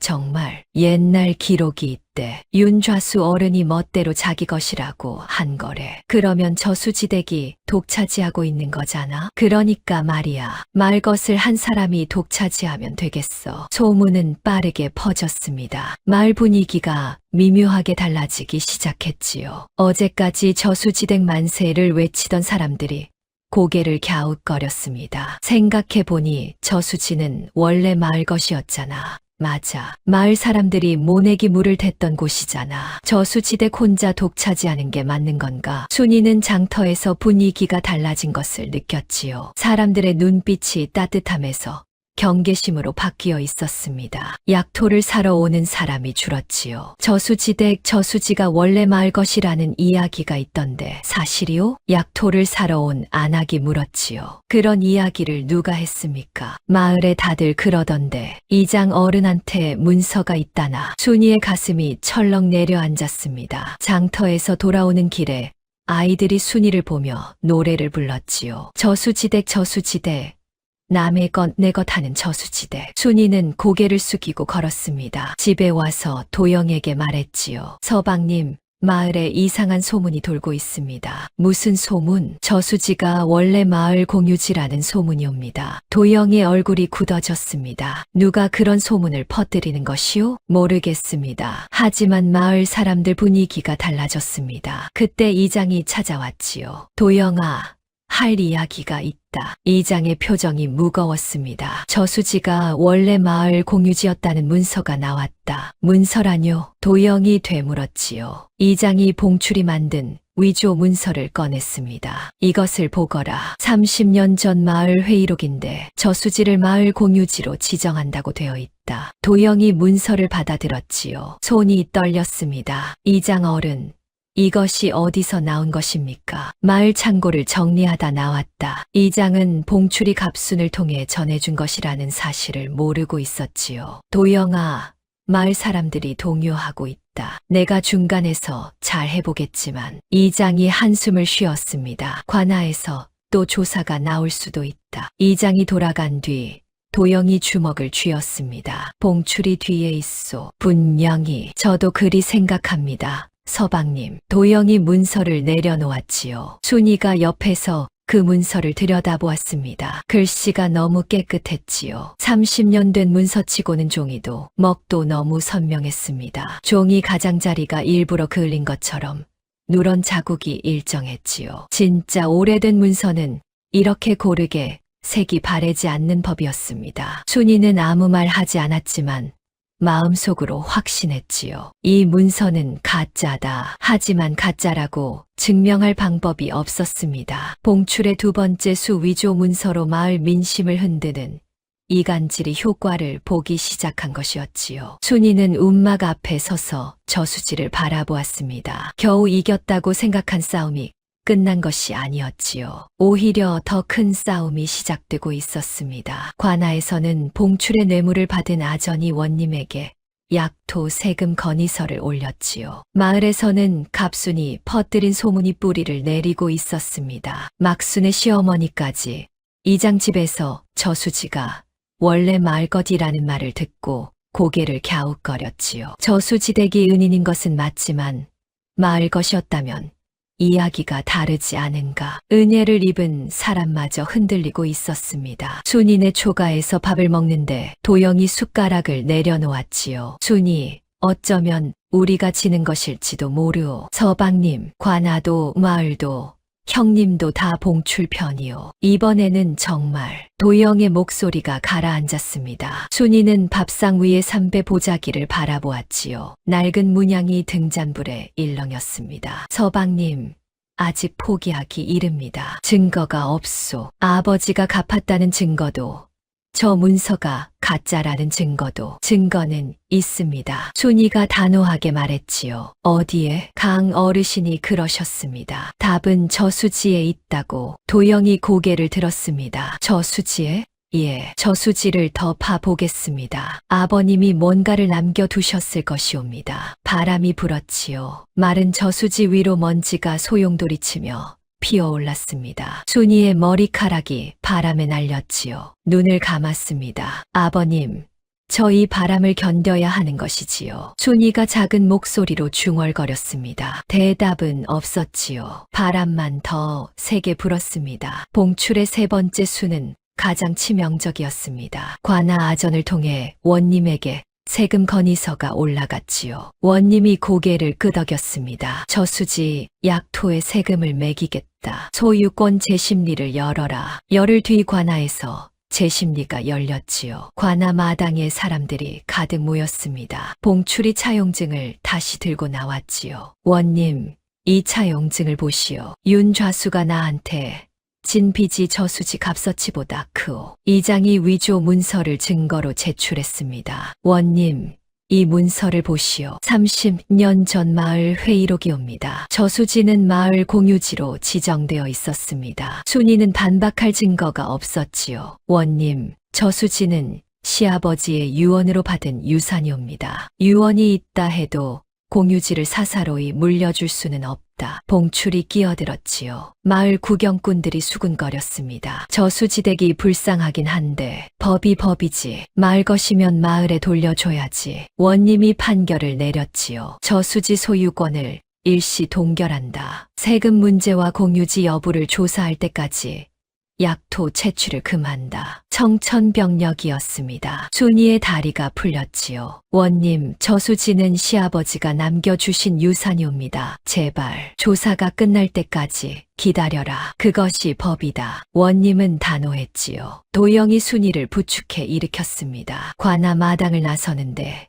봉출이 다가왔지요. 봉출이 순이에게 낮은 목소리로 말했습니다. 저수지를 나한테 넘기시오. 그러면 모든 것이 해결되오. 값도 후하게 치르겠소. 싫습니다. 순이가 이를 악물었지요. 아버님이 주신 것을 넘길 수 없습니다. 고집을 부려봐야 소용없소. 관아가 내 편이고 마을이 내 편이요. 큰도련님도 내 편이지. 봉출이 비웃으며 말했습니다. 혼자서 무엇을 할 수 있겠소. 봉출이 돌아서며 웃었습니다. 그 뒷모습을 바라보는 순이의 눈에서 눈물이 흘러내렸지요. 도영이 순이의 어깨를 감쌌습니다. 수룬이, 집으로 가자. 관아에서 집으로 돌아오는 길이 그렇게 멀게 느껴진 적이 없었지요. 관아에서 돌아온 뒤 상황은 더 나빠졌습니다. 약토를 캘 수 없으니 수입이 끊겼지요. 안동 약재상과 상주 약재상에게 사정을 말해야 했습니다. 죄송합니다. 관아에서 채취를 금했습니다. 그건 곤란하오. 우리 약방에서 쓸 약토가 없으면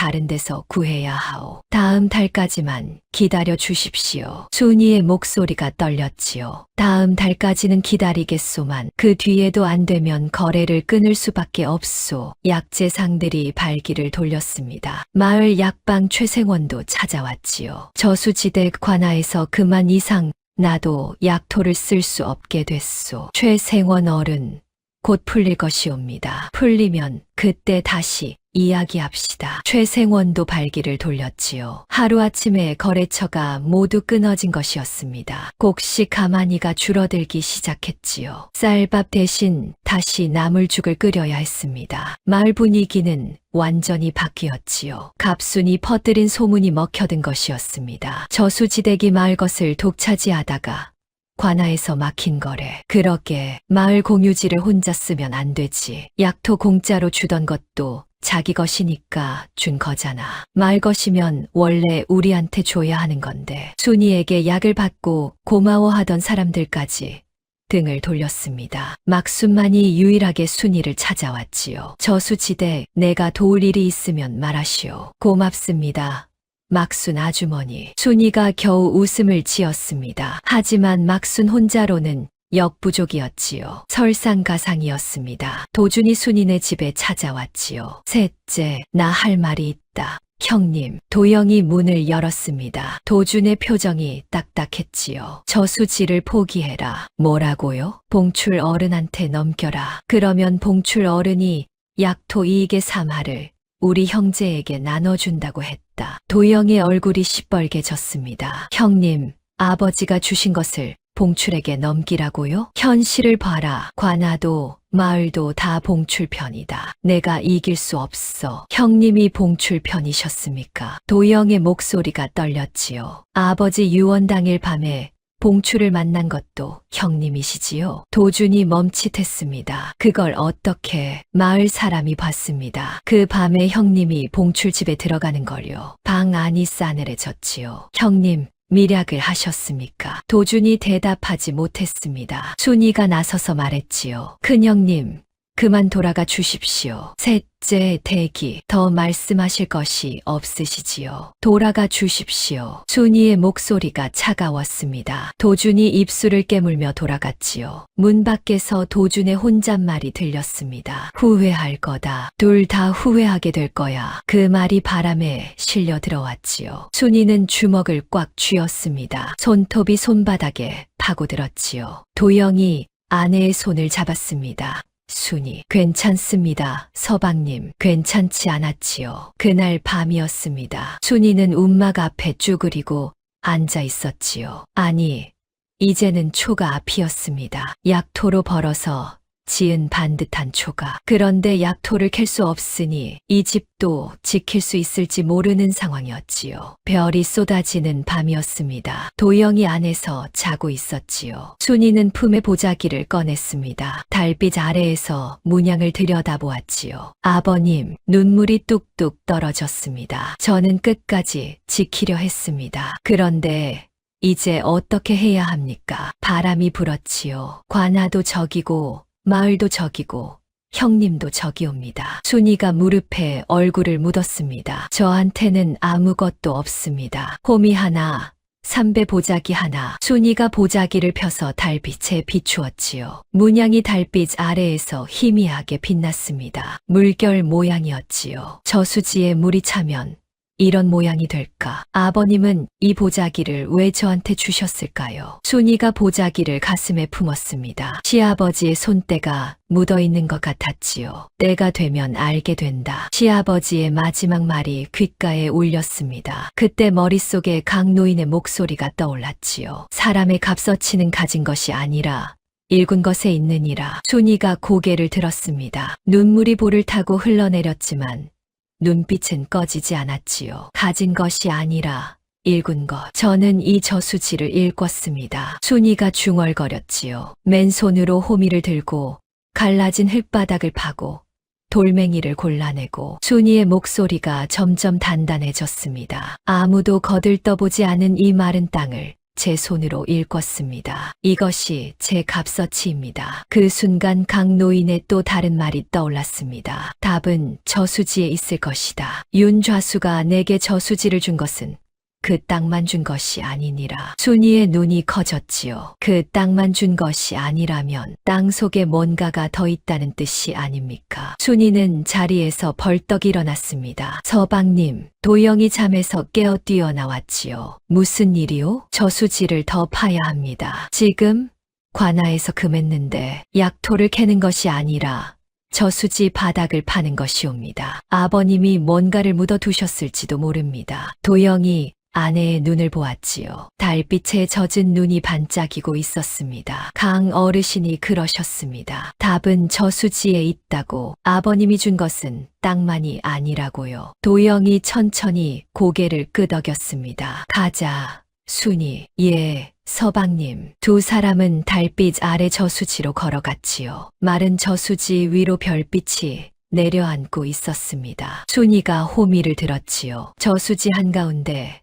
가장 깊이 파 들어갔던 곳으로 향했습니다. 아버님이 뭔가를 남기셨다면 가장 깊은 곳일 것이옵니다. 도영이 삽을 들고 따라갔지요. 두 사람이 흙을 파기 시작했을 때였습니다. 하늘에서 무언가가 떨어졌지요. 빗방울이었습니다. 한 방울, 두 방울. 오랫동안 마른 하늘에서 비가 내리기 시작한 것이었지요. 순이가 하늘을 올려다보았습니다. 서방님, 비가 옵니다. 비가 오는구나. 도영도 하늘을 보았지요. 순이의 얼굴 위로 빗방울이 떨어졌습니다. 눈물인지 빗물인지 알 수 없었지요. 비가 옵니다. 드디어 비가 옵니다. 가뭄이 시작된 뒤 처음 오는 비였습니다. 빗방울이 마른 저수지 바닥 위에 떨어져 흙먼지를 피워 올렸지요. 쩍쩍 갈라진 흙바닥이 빗물을 빨아들이기 시작했습니다. 강 노인의 말이 순이의 귓가에 울렸지요. 물은 낮은 곳에 모이는 법이니라. 비가 점점 굵어졌습니다. 순이는 빗속에 서서 저수지를 바라보았지요. 물이 모이기 시작했습니다. 갈라진 흙 사이로 물이 스며들고 웅덩이가 생기고 웅덩이가 합쳐지고 있었지요. 저수지가 살아나고 있었습니다. 그때 순이의 눈에 무언가가 들어왔지요. 저수지 한가운데 물이 고이는 곳에서 무언가가 빗물에 씻기며 모습을 드러내고 있었습니다. 흙에 반쯤 묻힌 항아리였지요. 서방님, 순이가 소리쳤습니다. 저기 항아리가 있습니다. 도영이 달려갔지요. 빗물에 씻긴 항아리의 윗부분이 드러나 있었습니다. 도영이 삽으로 주변 흙을 조심스레 걷어냈지요. 항아리가 점점 모습을 드러냈습니다. 뚜껑이 밀랍으로 봉인되어 있었지요. 이것이 아버지가 묻어두신 것이요. 도영의 손이 떨렸습니다. 순이가 삼배 보자기로 항아리를 감쌌지요. 비가 쏟아지고 있었습니다. 두 사람은 항아리를 안고 집으로 뛰어갔습니다. 비가 온 뒤 세상이 달라졌습니다. 마른 저수지에 물이 차기 시작했지요. 갈라져 있던 흙바닥 위로 맑은 물이 찰랑찰랑 고였습니다. 순이 부부는 빗속에서 건져온 항아리를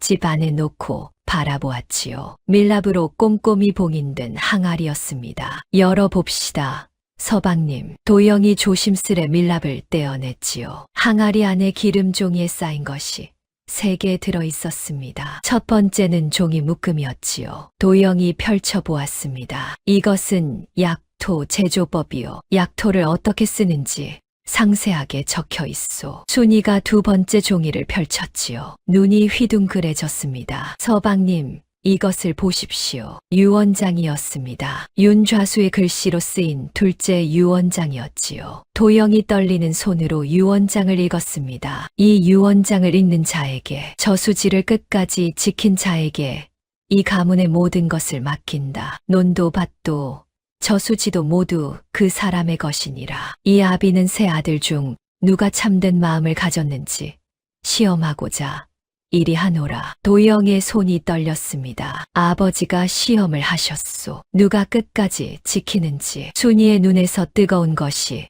흘러내렸지요. 아버님은 처음부터 아셨던 것이옵니다. 아버지가 이런 것을 남겨두셨소. 세 번째 종이는 더 충격적이었지요. 차용증 사본이었습니다. 봉출에게 빌린 돈의 차용증과 함께 갚았다는 기록이 적혀 있었지요. 봉출에게 빌린 돈 10냥을 작년 추석에 갚았노라. 이에 대한 증서를 사본으로 남긴다. 윤좌수의 도장이 찍혀 있었습니다. 빚을 갚으셨소.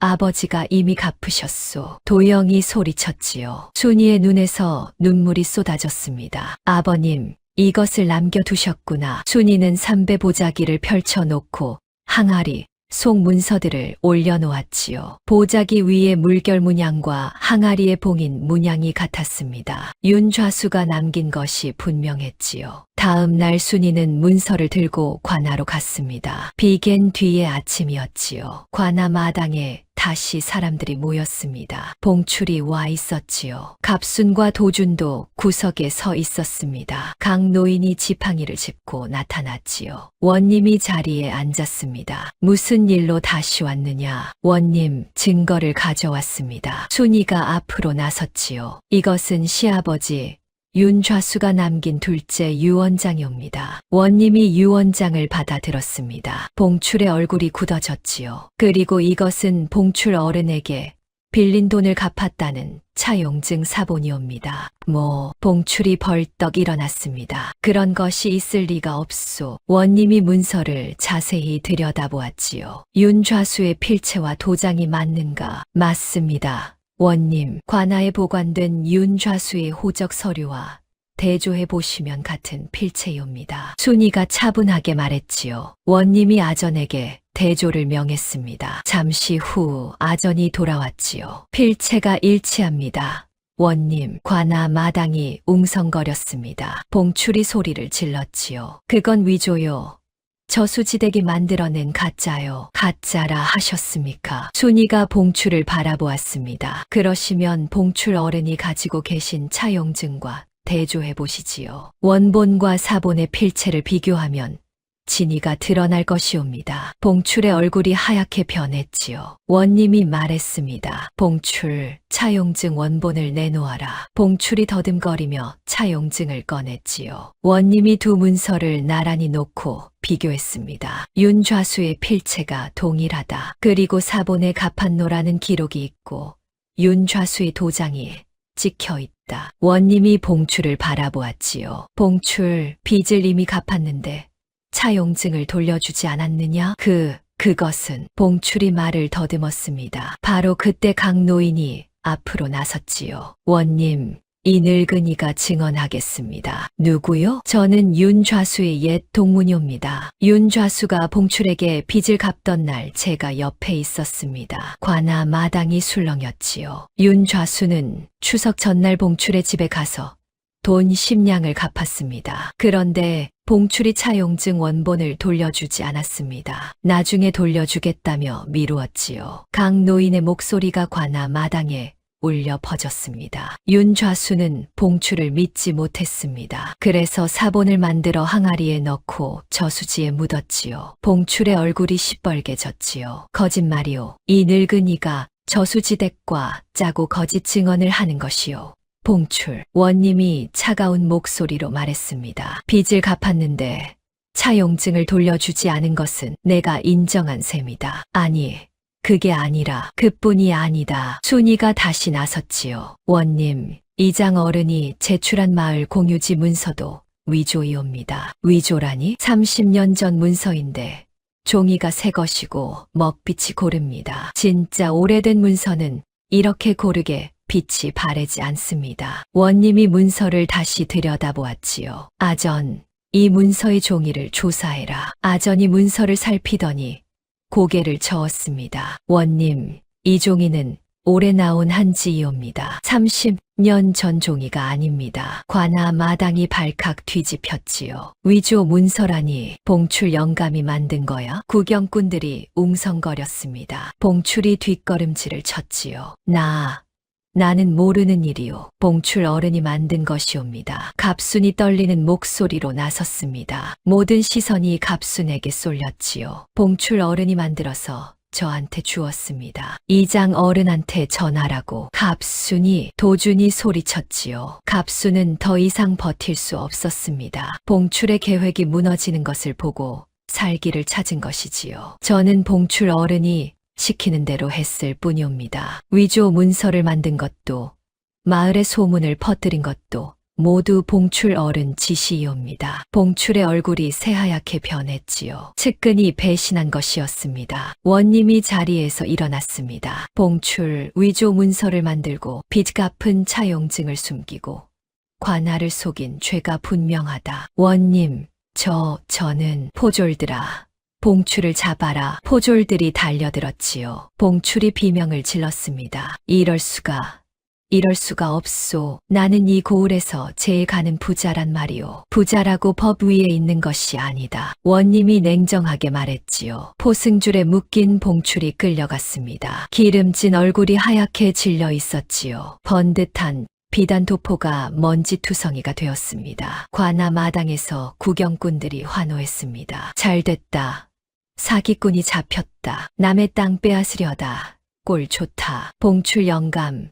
재산 물려도 그 탐욕은 못 가져간다. 원님이 추가 판결을 내렸지요. 봉출의 재산 중 윤좌수에게 끼친 손해에 해당하는 부분을 배상하라. 위조 문서 유포죄로 곤장 30대에 처한다. 봉출이 울부짖으며 끌려갔습니다. 원님이 다시 자리에 앉았지요. 저수지 소유권 동결을 다. 저수지는 윤좌수의 유언에 따라 막내 아들 도영의 것이며 둘째 유언장에 따라 가문 전체를 도영에게 맡긴다. 순이의 무릎이 꺾였습니다. 관아 마당에 무릎을 꿇고 울었지요. 도영이 아내를 안았습니다. 순이, 이겼소. 우리가 이겼소. 각 노인이 지팡이를 짚고 다가왔지요. 아가 버텼다. 어르신. 순이가 각 노인의 손을 잡았습니다. 어르신이 아니었으면 저는 여기 서 있지 못했을 것이옵니다. 아니다. 내가 버텨냈으니 이 늙은이가 설 자리가 생긴 것이지. 각 노인이 빙그레 웃었지요. 도준이 고개를 숙이고 다가왔습니다. 셋째,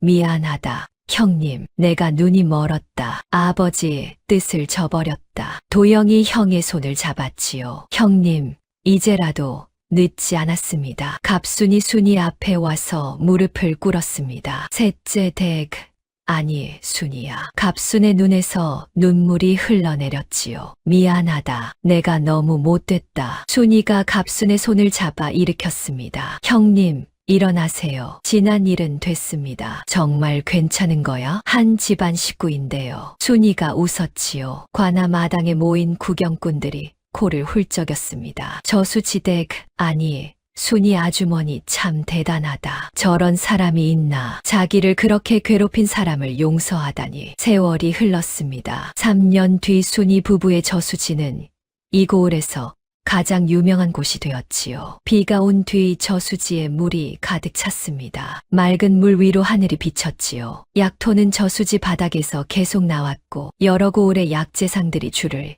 이어 찾아왔습니다. 순이는 옥색 저고리에 은비녀를 꽂고 장터에 섰지요. 빛바랜 무명 저고리를 입고 호미를 들던 여인이 이제는 이 고을에서 가장 존경받는 사람이 되었습니다. 순이는 약토 이익의 일부를 마을에 내놓았지요. 아픈 사람에게는 여전히 약토를 공짜로 나눠주었습니다. 마을 아이들의 서당 비용을 대주기도 했지요. 저수지댁이 아니라 순이 대인이라 불러야 해. 맞아. 순이 대인이야. 사람들이 줄을 이어 찾아왔습니다. 3년 전 미친 저수지댁이라 놀리던 그 사람들이었지요. 도영은 형들 앞에서 허리를 펴고 또박또박 말하는 사람이 되었습니다. 도주는 동생에게 고개를 숙이고 갑수는 순이에게 언니라 불렀지요. 저수지 옆에는 반듯한 기와집이 들어섰습니다. 마당에 감나무를 심고 장독대를 놓고 울타리를 둘렀지요. 움막에서 시작한 살림이